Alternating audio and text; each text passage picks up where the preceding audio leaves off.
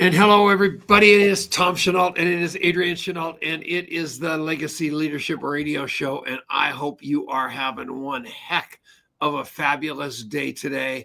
I'm really, really excited about this show because the guy we're interviewing is like near and dear to my heart because he is committed to being a absolute giver and a super connector all in the same breath at a level that most of us can only imagine. I love this guy, Adrian. I talk about him all the time. How you doing, buddy? I'm great. I'm super excited about the show today. And yeah, this is going to be a good one. So we've got Larry Benet. And I ran into this guy the very first time he met me. The first words out of his mouth was to try to figure out a way to serve me.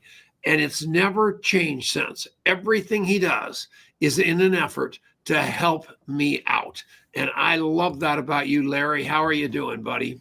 I'm doing great, man. I'm looking forward to talking to you guys. So this will be a blast. You're like one of my favorite humans. I don't get a chance to see you very often, but you're I would like to say one of those good humans. When I start the Association for Good Humans, I'm drafting Tom Chenault in the first round. Yeah, and you've talked about that before. That is actually nothing. That's not coming out of his whatever. He actually is going to build this, form it, and get people involved with it, which is super exciting. The guy is amazing. And I was trying to tell John Milton Fogg about him and various people because you have a gift that so few people have, and you've taken it, you've built a business out of it by being that human being. People can call on literally anything, and you know somebody that's going to help them. So where'd that all start? How did that happen? You're an anomaly. How did this all go down? Well, actually, if I go way back to the mid 1990s, I was in financial services. And then I tried to transition into the technology industry at the time. And I realized I didn't have it was very frustrating where I just didn't have the contacts. I would ask people if they knew anyone at Microsoft or Oracle or SAP or any of these big companies. And the answer was always no. Yeah. And that was a very frustrating experience for me. And eventually, I wouldn't say I got lucky, but I definitely went to a networking event and I met some lady and she was like, my company's hiring.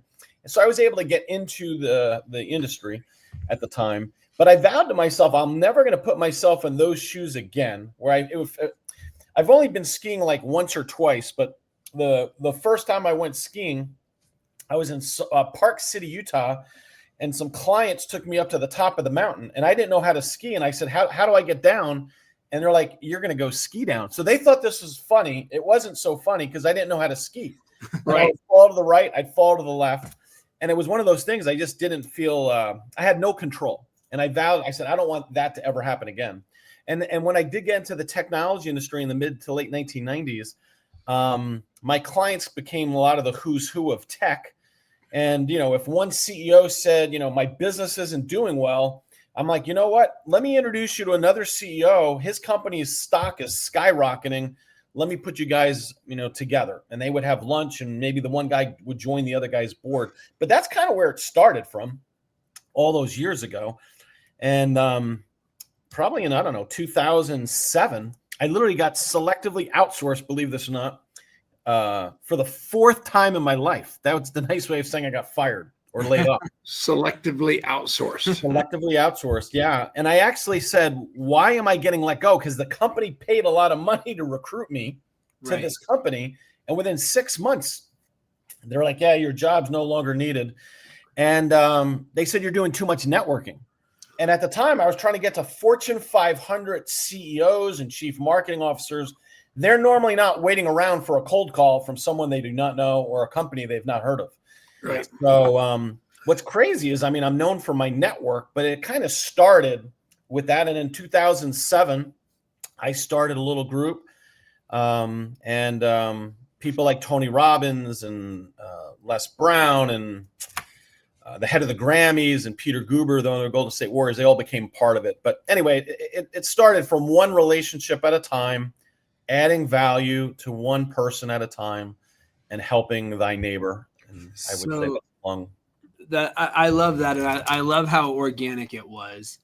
I'm curious, like, you're looking back at 1996 or 1997, Larry, who has no contacts. Yep. And it didn't happen all at once. It was a snowball, and the snowball starts as a tiny little snowball, and it turns into this thing. Yeah. So where were a couple of those moments along the way that were the kind of the unlocks of there's something here and there's something special happening? Yeah, I would say a couple things for me. I was just in sales for a company called the Gartner Group back in those days. Yep. Unbelievable company. Yeah. For example, I remember setting up a tennis match. Oh, this is going back to like 1998 or 99 or whenever the heck this was. And one of my clients, he was like the rock star CEO at that time. He had a company called Internet Security Systems. His name was Tom Noonan. They eventually went on to sell this company for almost like $2 billion. But anyway, he invites me to his house to play tennis. I say, are you open to playing doubles? He's like, yeah. So I took that. Now that gives me 2 extra slots. There you go. To add to the people on the tennis court. I reached out to 2 guys. They were not clients of mine, but they were literally 2 of the biggest CEOs in the technology space. Both of these guys were worth hundreds of millions of dollars and ran very sizable companies. So I basically facilitated this doubles match, and I was just in sales. And, and another time I invited Tom actually and his wife to a concert one night. And keep in mind, he was already worth hundreds of millions of dollars at this point. And I remember his wife saying, thank you so much for inviting us out. And I also invited another CEO and his wife out that night. And I remember them being so grateful, and I was so stunned. And it dawned on me, he works all the time. He travels all the time. Guess what? She may not see her husband that much because he's building a global company. Yeah. And I was like, it like dawned on me, like sometimes the simple, granted, they have the money, but, because I invited them, they took the time because I put another big CEO together. So those 2 instances were really like an aha moment for me. And the other thing that, here it is years later, I kind of figured out what I was doing, but I was basically connecting dots. I was adding value to other people, right? Yeah. And sometimes it's an article and sometimes it might be an introduction. And these days I've figured out a whole lot of different ways to go connect and add value to people. But, to me, in the world of AI and the world of social media, we're in such a busy, we're in information overload. So to me, I think connections and authentic connections, to me, is going to be where it's all at, where the magic's going to happen. He who has a high trust relationship can really make some amazing things happen. Boom. So what does your next 5 years look like? You are gearing up. It's obvious. I watch you. You took a year sabbatical. Well, you really, really thought about what was important to you. You found somebody to share your life with. You decided to, I can't tell if you've decided not to start, staff, and run companies as much as you are becoming a part of all those companies that you help create without day-to-day managing, kind of like I do. Yeah. And what does 5 years from now look like for you, Larry? To me, I'm actually trying to tighten my circle. I believe less is more. I definitely want to give more. I want to make a bigger impact. And I definitely want to help more people. But to me, I want to surround myself with more people like you, more givers, more people who are successful, more high net worth investors. I have so many of my friends that are, entrepreneurs and they need capital. I was on the phone literally last week. I was on the phone. One of my friends introduces us. This guy's like a CEO. This guy's acquired 10 companies in the last 4 years alone. He's raised $175 million. He's trying to raise another 10 million. But the reason I got introduced to this guy, there's some high value, long-term relationship stuff there. So to me, if I create a network of investors, of very successful entrepreneurs, of amazing thought leaders that can all help each other, that are all win-win. There, you and I both know this, and Adrian, I'm sure you know this too. There's a lot of takers in the world. I would love to be at the forefront of teaching people, hey, you can get ahead by being nice, by being kind, by being humble. by helping others, by giving. You can get whatever you want in life by helping more people, by just giving first, serving others. Most everyone is so transactional these days. And I know you guys come out of the direct selling and the network marketing industry, but I just think in general, it blows my mind on how transactional people can be. I talked to a guy yesterday, 85 years old. Never met the guy in my life. Tom, you'll love this. The guy is like a legend in life insurance sales, okay? So I'm just curious by nature. I'm saying, tell me your story. How did you get your start? He then tells me he's done one of the largest life insurance policies of all time, $120 million whole life insurance policy. So anyone that knows life insurance, that is a lot of money, okay? So I said, how did you get the sale? He goes, I met the guy at Arizona State. This guy's an Arizona State booster. And anyway, he said this guy was an early investor of Warren Buffett's, becomes worth like $800 million. And over 2 years, the guy basically just builds relationship with this guy. One day, the guy calls him and says, hey, you still in the life insurance business? He's like, Warren Buffett told me I should do this. And so the guy ended up selling a $120 million life insurance policy. That's a lot of money if you're the man on the commission side. But anyway, to me, you ask where I'm going in the next 5 years. I believe I'm going to go build a health and wellness company that saves people money on their healthcare costs and adds ancillary wellness benefits. It's all covered at tax savings. And I'm going to build a group of amazing humans that help each other. That's what I'm going to do. How old are you? 56. So at age 56, you are reinventing yourself yet one more time, not scared of that whatsoever, not saying I shouldn't be doing this. I have enough dough. I have the houses. I've got the girl. But you see there's something so much more important to do that you're just going to put the spikes back on and get on the field. You know, the reality is the last several years have cost me a substantial, we've talked about this privately, tens of millions of dollars on deals that I did, on connections I made. And I think it all came down to dealing with people that didn't have the level of integrity that I wanted and or stretch the truth in terms of what they could go deliver on. That led to some business setbacks for me, some health setbacks. It led to major depression for me. I think, I watched with social media, we always do this compare game. You and I know a lot of very successful people. And there's always going to be someone more successful down the road or have the bigger plane, the bigger car, the bigger this, that. So to me, I think the impact that I can make is be the best human that I can be, help a lot of people, and let, karma kind of come back. And I just know if I'm doing it with the right people, if I'm doing it with successful people that are givers, good things are going to happen. And so I'm just not going to make some of the mistakes that I've made in the past.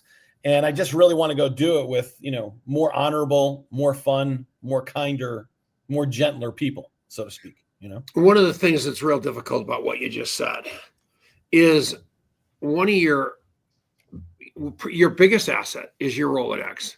Yes. And one of the things that you've got to be completely cognizant of is how much influence you have and how much of your influence you are willing to give to other people in the form of a recommendation or a deal or anything else.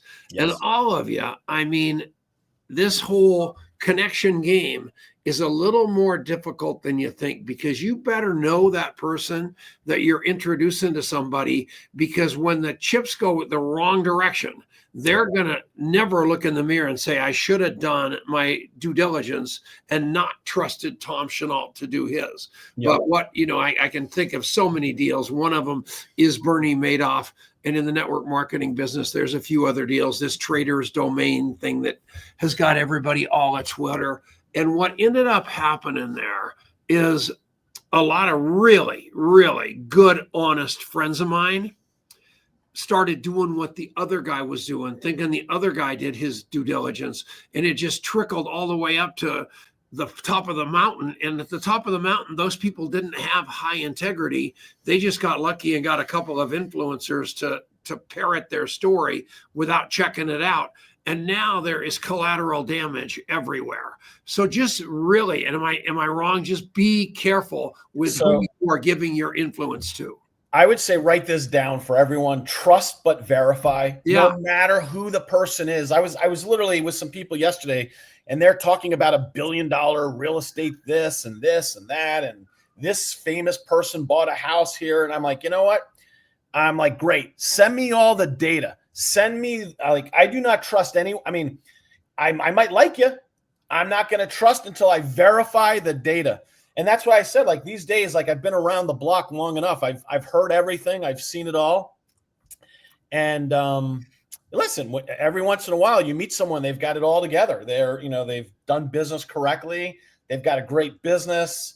They are they have integrity. Great things are going to happen. Sweatshirt. So yeah, I'm 100% with you. At the end of the day, yeah, these people believe that you've done your homework. Correct. I mean, you are looked at as somebody with unbelievably high integrity, somebody that has done their homework, and they're relying on you. And even though they shouldn't, they're relying on you. And that comes with a lot of responsibility, you guys. So don't get in the middle of just giving everybody your because it just will always come back to haunt you. You gotta keep it tight as far as your deep water friends go, right? You agree? Yeah, 100%. And how many times do you end up, everything sounds good, you put the thing together, and then in business, stuff is going to go wrong. Yeah. Like, that's just what's going to happen, right? And if you're in entrepreneurship, lots of stuff's going to go wrong all the time. Yeah. And so if you don't know how it's going to go when stuff goes wrong before you get into some kind of relationship or some kind of contract or whatever that's hard to unwind, it's going to get really sucky really fast. And I think we all have the scars and burn wounds to attest to that fact, right? Even when you're giving simple referrals, if you're in the local market, whether you're a real estate agent or whoever you're referring business to, sometimes people don't know. I mean, sometimes they have a great reputation, then they get so much business. I won't name the company, but the person's very famous and very well known in the health and wellness space. So I refer my very first mentor from when I was in network marketing, when I was like 21 or 22 years old. I used to be in a company called Relive. I don't know if you remember that company. Of course. Anyway, so I refer my first mentor to this company, and they don't deliver. They don't send them his DNA test or all the different things that they ordered. And literally, I have to pick up the phone and email the CEO and the top brass over there and guys, come on, let's take care of this person. So, I mean, that can happen too. Like someone who has a great reputation, the company grows too fast. And so you always have to be careful on that stuff. How about you? Have you grown up? I mean, in 99 and 2000 and all those times when you were really rolling and on top of the mountain and you really, really got there and then you got knocked down a peg, do you think that's made a better man out of you, having to eat a little humble pie during the process or not?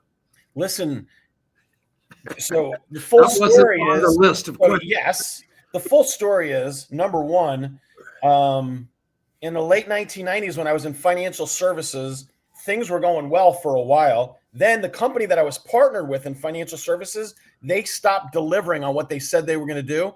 It caused me to go down a massive spiral. It was depressing. A good weekend at that point was getting a Blockbuster video, some Chinese food, and hoping it would last. I mean, things got really bad, So I'm someone who's I've eaten dirt. I know what it's like to be at the bottom. I've also been at the top to see what that kind of looks like, or been around people that have done pretty well, I don't take anything for granted. Listen, the last couple of years, it's been, up and down. It was challenging. I prayed, just give me my confidence back.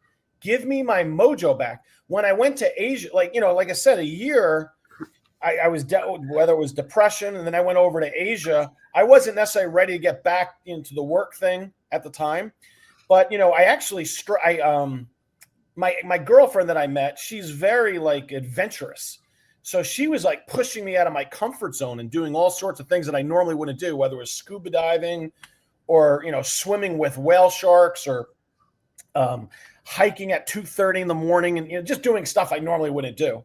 But I finally, when I was there, I found purpose again, found some, I thought about it. Like when I first started saying, I only had 34 people at my very first event. When I showed up in Napa Valley all those years ago in 2007 or 8, they said, "What are you doing for AV?" And I'm like, "What's AV?" They're like, "Audio visual." I was like, "Oh, never even dawned on me to get audio visual equipment."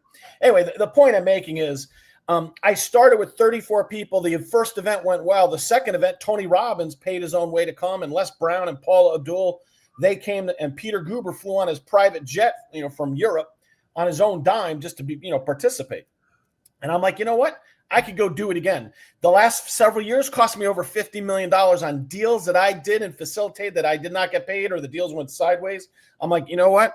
I'm the same guy. I'll go do it again. So let's talk about, this is off script. Yeah. The first time I met you face to face. Yep. I was in the procurement of things for the people with the masks and all that stuff. And you were starting a giant COVID protection company. And I sat down with you, and you were hard to be with. You wouldn't listen. You knew everything. Told me how lucky I was to be there. That I left that with a taste in my mouth going, that guy is going way, way too fast for Tom Chenault. He's not a bad guy, but this thing's growing so fast, he hasn't got time for me. And then we went and met, maybe in my intuition saying, there is more to this guy than I thought. We met at a terrible restaurant in a strip mall with absolutely no service or anything. And that smelled horrible. The sewer was broken. And we fought our way through a lunch. And I fell in love with your heart. And I fell in love with who you really were. So what I want everybody to get out of this thing is, you never know what season anybody's in. Sure. You never have, and you weren't even on your way down at that point at the second meeting. You were just kind of treading water, not even knowing you were going to get hit by a tsunami. But you were a great guy. And what I want everybody to get is, don't lose yourself in any deal. And don't look past anybody, because you never know when they're going to come back and be able to help you, even if it was the waiter in that restaurant that was so terrible that day. Everybody got made. Everybody is right where God's got them that particular minute, and never look past anybody. If you look down at somebody, that's good by me, as long as you're looking down at them to give them a hand up. Would you agree? I don't think anybody, no matter how successful in life, I don't think anyone gets out of life. Like, there's always going to be issues. Yeah, they may be financially successful. Their kids on drugs, or there's something. There's nothing ever perfect. No matter who. Social media, they may make it look perfect, but I can assure you things are not always perfect. No matter who. There might be seasons of life where things might be going super well in all areas. But yeah, I agree with you 100%. You always got to be. I look at people. I judge people. How nice are they to the waiter? How nice are they to the janitor? How nice are they to the people below? I was talking to a friend. I said, how does this one connector guy, very connected, he knows all these celebrities. I'm like, how does he do it when he's not nice to like almost most of the other people? And I told my friend, I'm like, listen, if he's an asshole to everyone else, but he's just nice to the people above and the celebrities, he's an asshole in my book. Yep. I have a no asshole rule. I don't know I should be saying those kind of words, but it's okay. I just want to be around nice, kind people. And I just think in business, in network marketing, they have a choice. Everyone has a choice on who they choose as their clients, who they choose as their partners.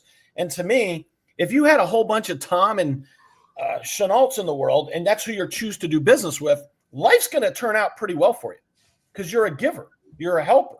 You've served so many people. I say this all the time here in my town of Longmont, that literally every homeless person in Longmont knows a really successful guy.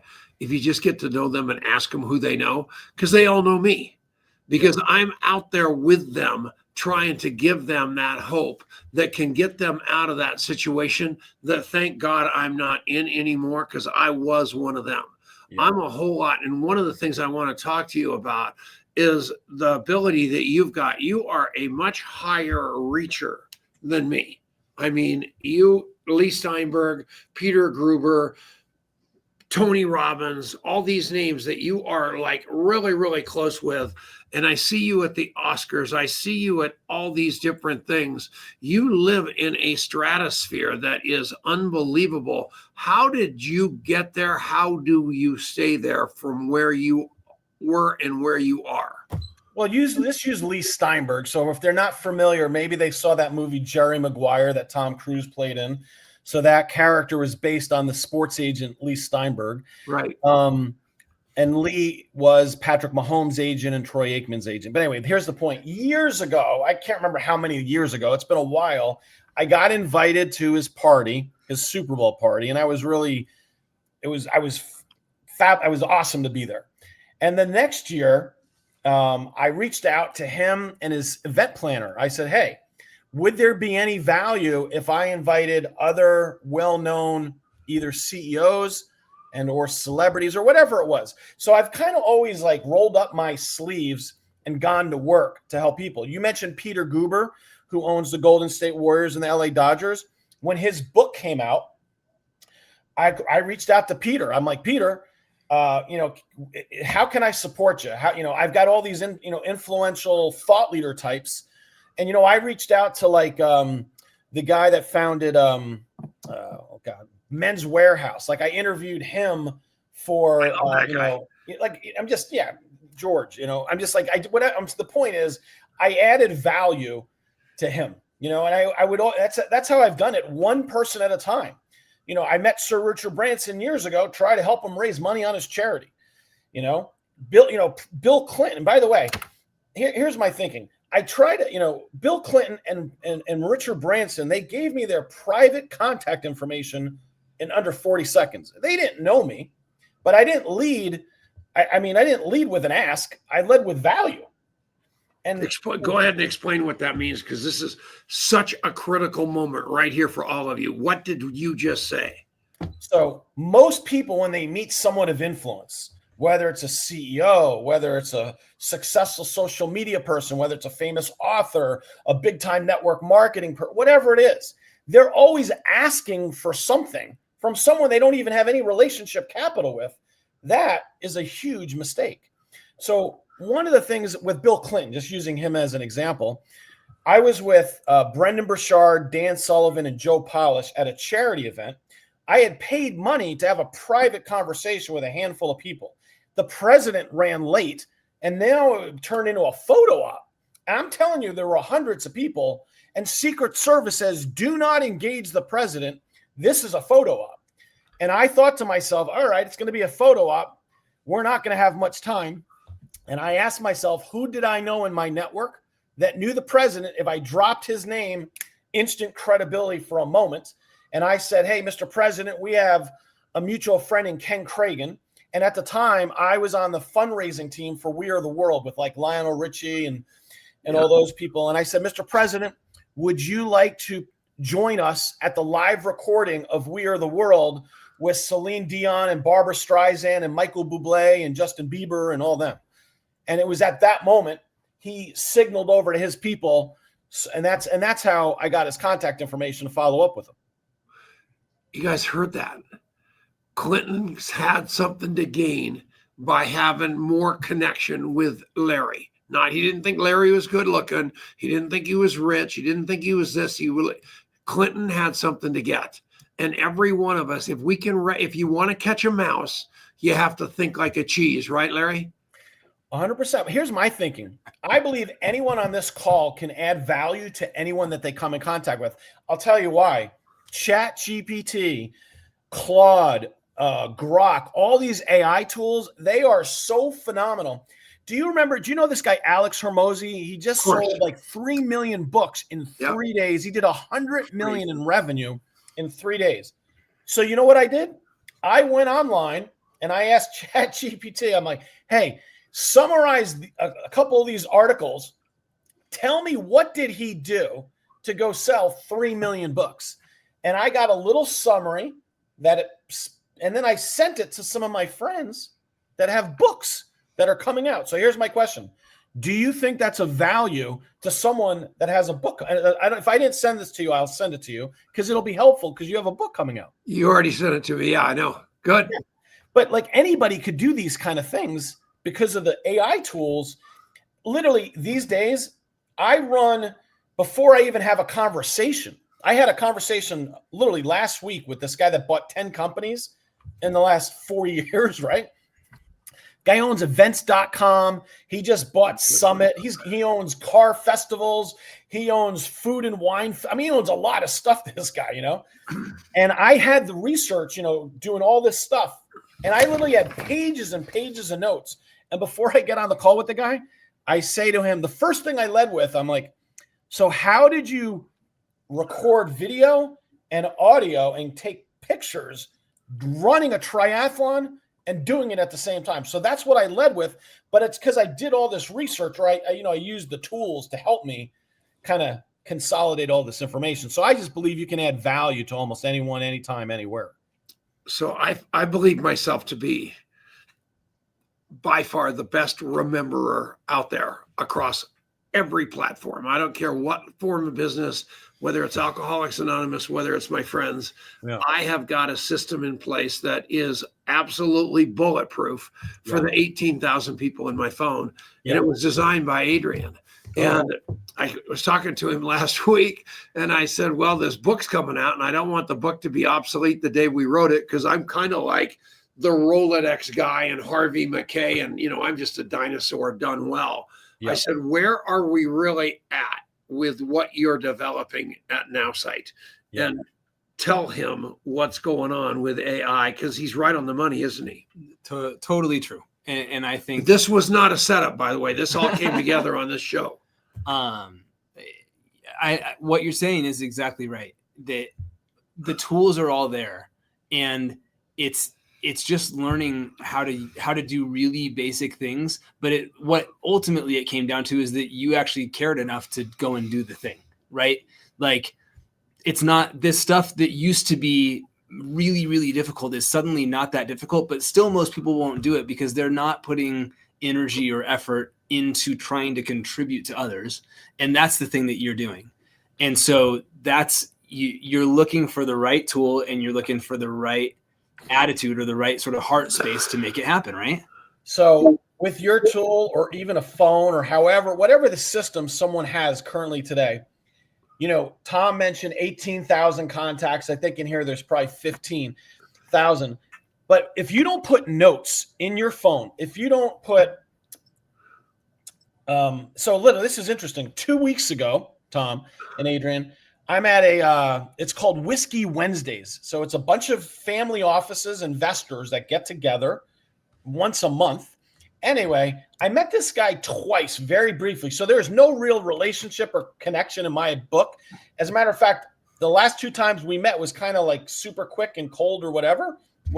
I didn't know that much about him. And this is going to be the 3rd time. And literally, him and I are walking back. We're in the vehicle together. I'm going to dinner with this other guy. They're going to drop him off at his car. I figured this is going to be another interaction, just quick and whatever. And literally, I start showing him how I put people's contacts information in my phone. And I said, here's how I would categorize you. You're a family office. You live in Orange County. You And I'm like, by the way, I'm going to get your photo. I stick it in my phone. And and then I messaged. Anyway, by just showing him this, he was like, wow, that is so helpful. Anyway, it turned out, I found out his mom died from a heart attack in her sleep. My mom died from a heart attack in her sleep. That led to a 45-minute conversation, okay? Because now we have something to connect about, right? An authentic connection. And he's like, hey, I'd really love to have you come talk to, my family offices. And I found out after the fact, this guy manages a lot of money for some very, for his family that happens to be very wealthy. But here's the point. If we don't have information in our notes, you know who Ed Milet is, Tom? Of course. Okay. A couple years ago, I don't know Ed Milet that well. His dad was a big AA guy. What's that? His dad was a huge AA guy. Yes. And so if you guys don't know Ed is the vice chairman of a very large $1 billion financial services company. And he's got a very successful podcast. And he's one of the best speakers in the world, in my opinion. Anyway, at the time, I don't really know him that well. we obviously met before, of course. But anyway, here's the thing. I'm on social media, and I was able to glimpse on one of his posts that years earlier, he must have met Eric Estrada from Chips, and it didn't go very well. And maybe the guy blew him off and didn't give him the time of day. And he says, if I ever become famous and well-known, I'm going to spend time with my fans, and I'm going to give them the time of day. Anyway, Tom, I gave a speech 10 years ago at a David Fagan's house. And I mean, maybe there was 100 people there max. The first guy to come up to me is a guy named Larry. He goes, hey, I was in the TV show Chips. Keep in mind, that thing came out 30, 40 years ago, okay? Right.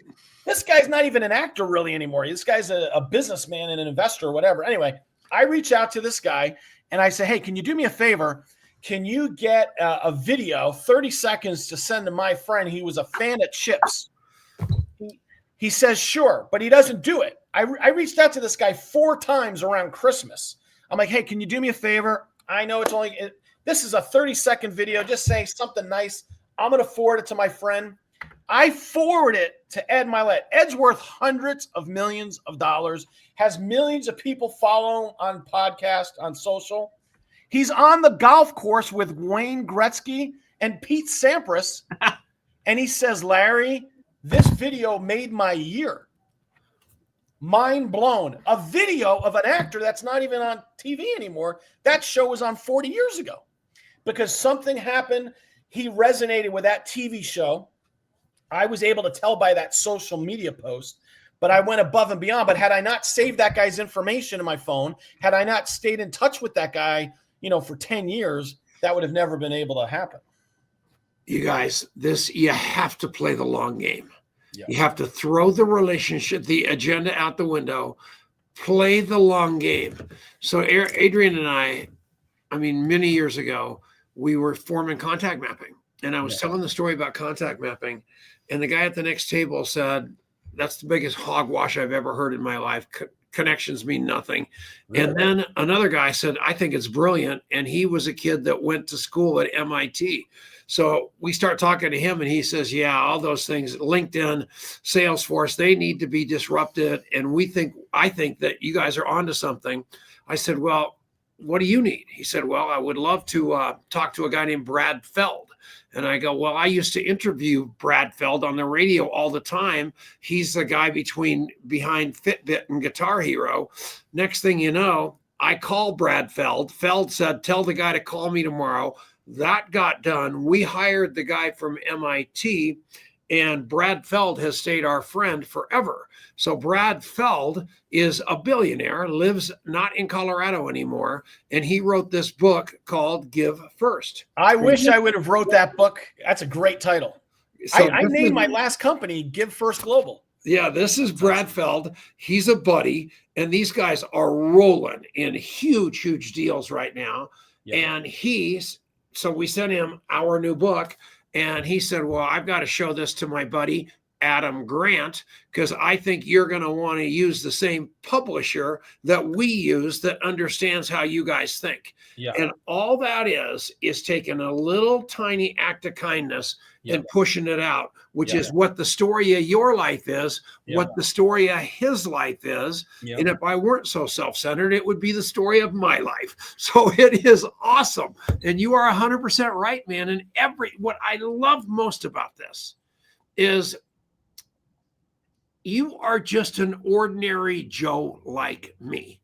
You just show up for the game and put your chin out and meet people, document the people that you meet, remember the people that you meet, remind them that you remember, and remember the things about them that you can't find on the internet. So there's a 1,000,000 to 1 chance that anybody is going to find that interaction between Eric Estrada and Ed Milet anywhere but you. And you wrote it down and you remembered it for a later date where it came back to serve you, right?